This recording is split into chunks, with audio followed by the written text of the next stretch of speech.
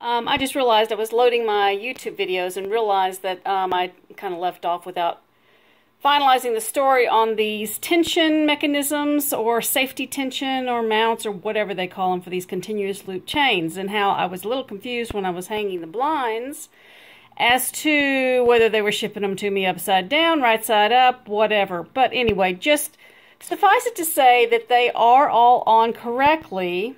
It's just that they are shaped a little oddly, I should say. And the plunger you see inside, the plunger right in here, behind here, needs to be on the top so that when you pull, you'll see this plunger kind of go up and down. Okay, that's what you want it to do. So you want the plunger to be up here. So you'll see that the fatter side is on the bottom, the skinnier side of the mount is on the top, and that's how you mount them. So you can see on this mount, it's completely straight all the way up. That goes up into the mechanism and then comes all the way down straight into the mount.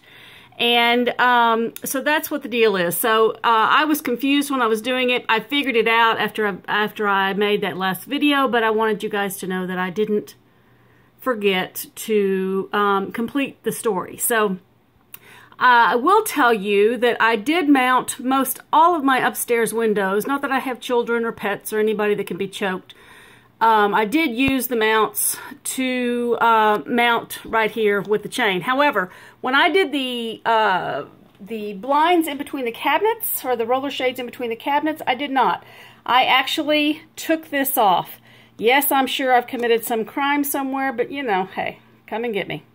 But I did this because, and you can flip out the back of this to remove it. It's not easy, but I took a tool, a flathead screwdriver, and just popped it off and popped these off the chains. Because if I had tried to mount these with the cabinets downstairs, that would have been a problem because the chain would have constantly rubbed on the cabinets. I'm, of course, upstairs in my office, so I'm not by the cabinets.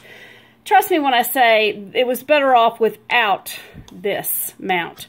But I understand why they're doing that, for legal, to protect children, yada, yada, yada. However, I got no kids and nobody's going to get choked by this. So I did have to remove a few of these on some of my between the cabinet installations for the roller blinds or roller shades. So I just wanted y'all to know that. Anyway, good luck installing all of your blinds inside and outside mount, and have fun. It's really not hard. You can do it. You don't have to pay anybody.